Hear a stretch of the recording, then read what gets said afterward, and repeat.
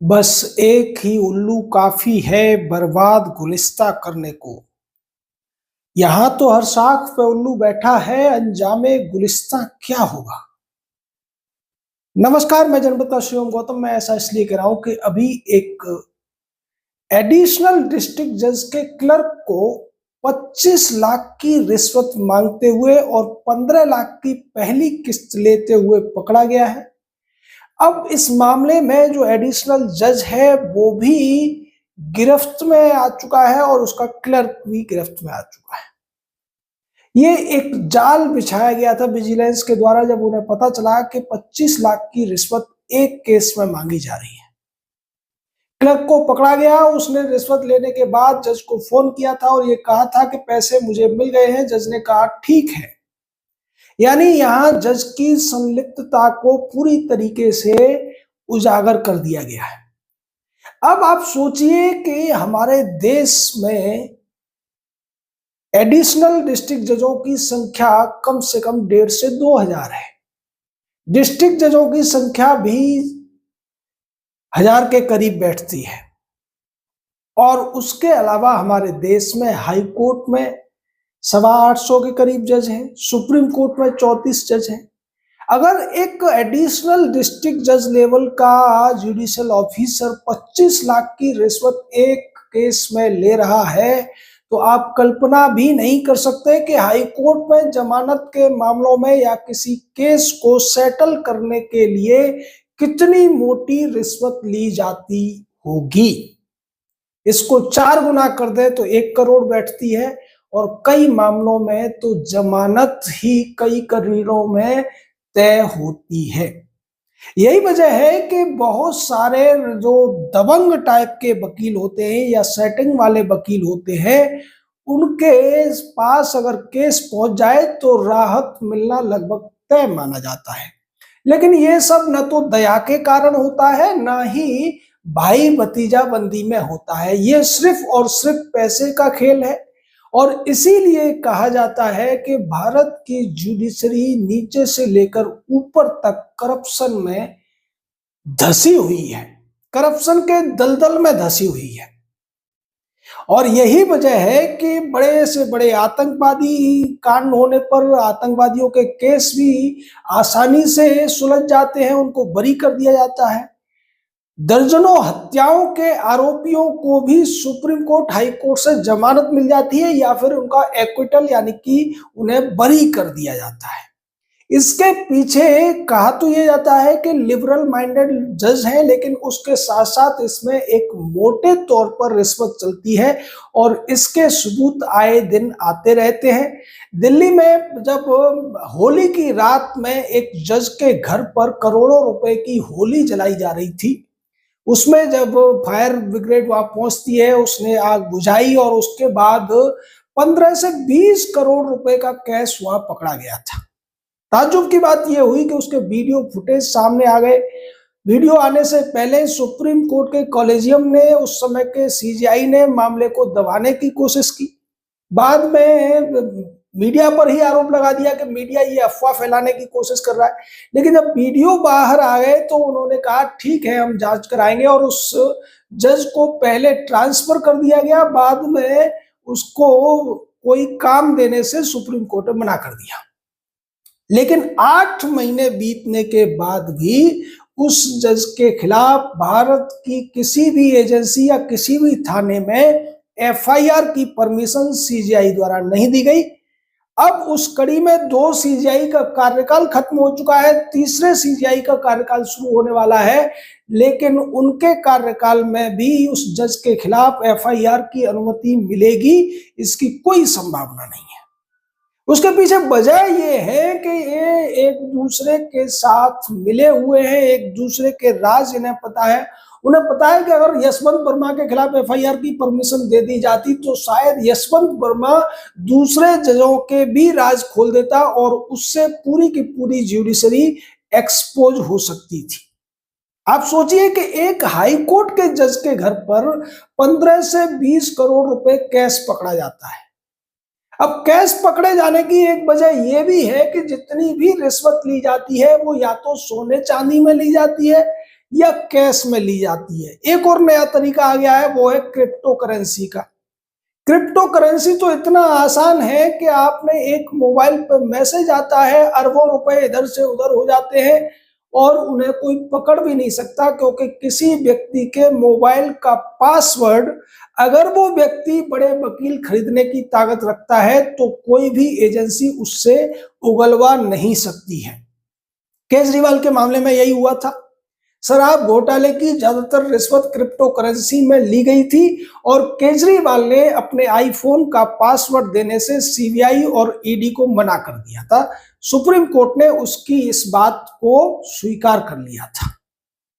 अगर रिश्वत crypto currency में दी जा रही है तो उसे कोई नहीं पकड़ सकता है। पहले यह होता था कि ज्यादातर जज सोने और चांदी में रिश्वत लेते थे। यही वजह है कि जब सुप्रीम कोर्ट के जजों ने अपनी संपत्ति का ब्यौरा दिया तो किसी के पास 5 किलो सोना है, किसी के पास 50 किलो चांदी के बर्तन है। ये कहां से आते हैं आप समझ लीजिए, ये उसी गिफ्ट में या फिर कहें कि रिश्वत में मिले होंगे। अगर इनकी जांच कराई जाए तो ये सामने आ सकता है, लेकिन चूंकि हमारे देश में सुप्रीम कोर्ट ने एक प्रेसिडेंस दे दिया है कि किसी भी हाई कोर्ट या सुप्रीम कोर्ट के जज के खिलाफ कोई एफआईआर तब तक नहीं हो सकती जब तक कि भारत का सीजीआई इसकी परमिशन न दे दे।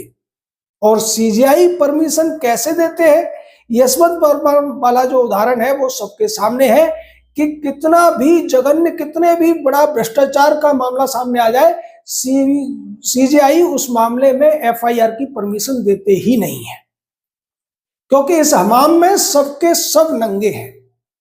भारत के जो नए सीजीआई बनने वाले हैं जस्टिस सूर्यकांत, इनके खिलाफ भी इसी तरीके के आरोप पिछले 7-8 सालों से पेंडिंग पड़े हैं। वो भी तब है जब सुप्रीम कोर्ट के ही एक सिटिंग जज ने इनके हिमाचल प्रदेश का सीजे बनने का विरोध किया था और साथ में सुप्रीम कोर्ट लाए जाने का विरोध किया था। फिर सवाल ये उठता है कि इस करप्शन से देश निजात कैसे पा सकता है। ज्यूडिशरी का जो ये करप्शन है, इसके खिलाफ कोई एजेंसी जांच नहीं कर सकती, किसी भी थाने में एफआईआर नहीं लिखी जा सकती है। अब ये जो मामला था एडिशनल जज वाला, वो तो इसलिए हो गया क्योंकि एडिशनल डिस्ट्रिक्ट जज या जो लोअर ज्यूडिशरी के जज हैं उनमें परमिशन या तो डिस्ट्रिक्ट जज से लेनी पड़ती है या फिर हाई कोर्ट से लेनी पड़ती है, और उसमें भी एफआईआर के लिए कोई परमिशन लेने की जरूरत नहीं पड़ती, गिरफ्तारी के लिए जरूरत पड़ती है। लेकिन जब हाई कोर्ट और सुप्रीम कोर्ट के मामले आते हैं तो फिर ये परमिशन मिलती नहीं है। इसी वजह से ये लोग स्वच्छंद होकर जितना मन चाहता है, जितनी चाहते हैं उतनी कमाई कर लेते हैं और उस कमाई पर कोई रोक टोक नहीं है। उस कमाई के खिलाफ कोई शिकायत नहीं हो सकती, क्योंकि जजों के खिलाफ शिकायत करने के लिए सीजीआई से परमिशन लेनी पड़ेगी और सीजीआई भी उसी थाली के चट्टे बट्टे होते हैं, ये सबको पता है। फिर सवाल उठता है कि क्या ये जो देश है जिसकी जनसंख्या 150 करोड़ के आसपास है, ये करीब 1000 के लगभग जो जज हैं या फिर उसमें 500 वकीलों को भी मिला दिया जाए, उनके इस करप्शन के नेक्सस के आगे बेबस है? लगता तो है बेबस है, लेकिन अगर इस देश की जनता इस सब के खिलाफ आवाज उठाए, हम नहीं कहते कि सड़क पे पहले आ जाइए, अगर आप सोशल मीडिया पर ही आप चर्चा, नॉर्मल चर्चा में भी इस बात को उठाने लगे कि ज्यूडिशरी के भ्रष्टाचार को अब हम नहीं सहेंगे, निश्चित मानिए ये जो जजों का भ्रष्टाचार है इस पर लगाम लग सकती है। क्योंकि ये जो सब कुछ कर रहे हैं ये एक चोरी है, ये डकैत नहीं है। डकैत और चोर में अंतर ये होता है कि चोर आंखों के सामने आपकी चीजों को नहीं उठा सकता है, उसके अंदर एक डर होता है। उसी तरीके से चाहे ये जज हो या फिर इनके साथ मिले हुए बड़े बड़े वकील हो, ये भी चोर हैं। और जब चोरी उजागर हो जाती है तो फिर चोर भागता है, रुकता नहीं है। डकैत क्या होता है कि वो आपकी आंखों के सामने ताकत के दम पर आपके सामान की लूट करता है। ये लूट नहीं कर सकते क्योंकि इनके ऊपर कुछ ना कुछ तो नैतिक दबाव है, और इसी नैतिक दबाव को अगर ज्यादा बढ़ा दिया जाए और जनता के लेवल पर ही अगर सोशल ऑडिटिंग शुरू कर दी जाए, इन लोगों की जो संपत्तियां हैं उसको लेकर चर्चा कर दी जाए, क्योंकि ज्यादातर मामलों में इनके पास बेनामी संपत्तियां होती हैं। जो रिकॉर्ड्स ये लोग देते हैं वो भी बहुत सोच समझकर, कई सीए लगाकर, उनकी टीम लगाकर उतनी ही संपत्ति को अपने नाम पर ये लोग दिखाते हैं जितनी को कि ये जस्टिफाई कर सके कि इन्होंने बचत की, इन्होंने अपनी कमाई को बचा के रखा, इसलिए इतनी संपत्ति इनके पास है। उसके अलावा जो संपत्ति या धन जो ब्राइबरी से आता है वो इनके पास होता है, वो बेनामी संपत्ति के तौर पर होता है, किसी के पास रखा हो सकता है, या फिर जो नया तरीका क्रिप्टो करेंसी का आ गया है उसके माध्यम से हो सकता है। लेकिन ये निश्चित है कि जो इनके आस पड़ोस में रहे हुए लोग होते हैं या जो इन्हें 20-20, 30-30 साल से जानते हैं, उन सबको पता होता है कि इनके पास कितनी संपत्ति पहले थी और कितनी संपत्ति जज बनने के बाद इनके पास आ गई है। अगर जनता में ये चर्चा आम हो जाएगी तो फिर वो सारे विसिल ब्लोअर्स भी सामने आने लगेंगे, इनकी संपत्तियों के ब्यौरे भी सामने आने लगेंगे, और अगर इनसे सवाल पूछे जाएंगे सार्वजनिक तौर पर तो फिर ये लोग उन सवालों से बच नहीं पाएंगे। हालांकि पहले ये होता था कि जब भी कोई व्यक्ति अदालत के ऊपर सवाल उठाता था तो कंटेम्प्ट ऑफ कोर्ट का डर दिखाकर उस व्यक्ति को चुप करा दिया जाता था। लेकिन अब लोगों के मन में से कंटेम्प्ट ऑफ कोर्ट का डर भी पूरी तरीके से खत्म हो गया लगता है। ये बात इन लोगों को समझ में आ चुकी है। यही वजह है कि भारत के सीजीआई के ऊपर भरी अदालत में सुप्रीम कोर्ट के अंदर जूता फेंका जाता है, और ताज्जुब देखिए कि न तो सीजीआई उस मामले को आगे बढ़ाना चाहते हैं, न भावी सीजीआई उस मामले की सुनवाई के लिए राजी होते हैं। कितनी बड़ी घटना है ये, तो उस क्रिमिनल कंटेम्प्ट ऑफ कोर्ट से बहुत बड़ी घटना है।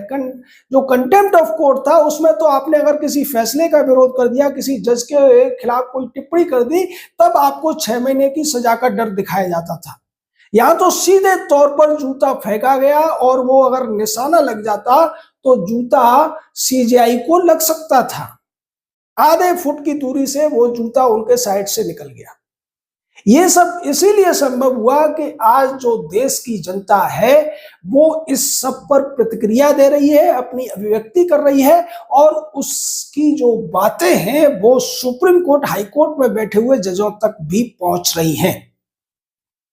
इसको और बढ़ाने की जरूरत है। ये जो भ्रष्टाचार नीचे से लेकर ऊपर तक चल रहा है, इसका विरोध करने की जरूरत है। ज्यादा से ज्यादा क्या होगा, ये केस का निपटारा नहीं करेंगे, वो तो वैसे भी नहीं कर रहे। देश के अंदर 5.5 करोड़ से ज्यादा केसेस पेंडिंग है, हाई कोर्ट में 60 लाख से ज्यादा केसेस पेंडिंग है, सुप्रीम कोर्ट में ही 80,000 के करीब केसेस पेंडिंग है। ये फैसला तो उन्हीं केसेस का करते हैं जिनमें इनको सौगात मिल चुकी होती है, यानी कि कुछ बड़े वकील उनकी पैरवी कर रहे होते हैं, और फिर चाहे वहां कितना भी जघन्य अपराध क्यों ना हुआ हो, वकील की शक्ल देखकर ही उस फैसले को उसके पक्ष में दे देते हैं, या फिर उस अपराधी को जमानत दे देते हैं, और दशकों तक वो अपराधी जमानत पर मौज करते हुए घूमते हैं। लालू यादव हो, केजरीवाल हो, सोनिया गांधी हो, राहुल गांधी हो, बर्रा हो, ये सब के सब जमानत पर घूम रहे हैं, और ये कहते हैं कि हमें कोर्ट ने रिहा कर दिया है। यानी ये जमानत को भी रिहाई के तौर पर पेश करते हैं, और इसका न तो संज्ञान हाई कोर्ट लेता है न सुप्रीम कोर्ट लेता है। केजरीवाल के मामले में सुप्रीम कोर्ट ने साफ कहा था कि ये केस से संबंधित कोई भी बयान बाहर जाकर नहीं देगा, लेकिन बाहर आते ही केजरीवाल ने ये कहना शुरू कर दिया कि मैं निर्दोष था, इसलिए मुझे कोर्ट ने छोड़ दिया है।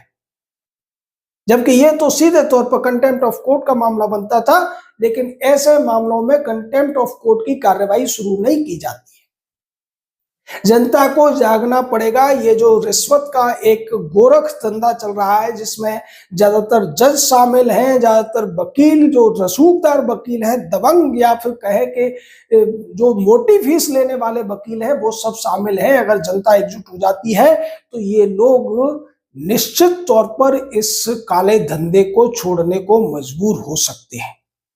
आपका इस पूरे मामले पर क्या कहना है? आपको क्या लगता है कि 25 लाख की रिश्वत जब एक एडिशनल जज मांग सकता है, एडिशनल डिस्ट्रिक्ट जज, तो हाई कोर्ट के जज की और सुप्रीम कोर्ट के जज की रिश्वत कितनी होगी? यह भी आप अपने कमेंट्स में बता सकते हैं। जय हिंद, जय भारत।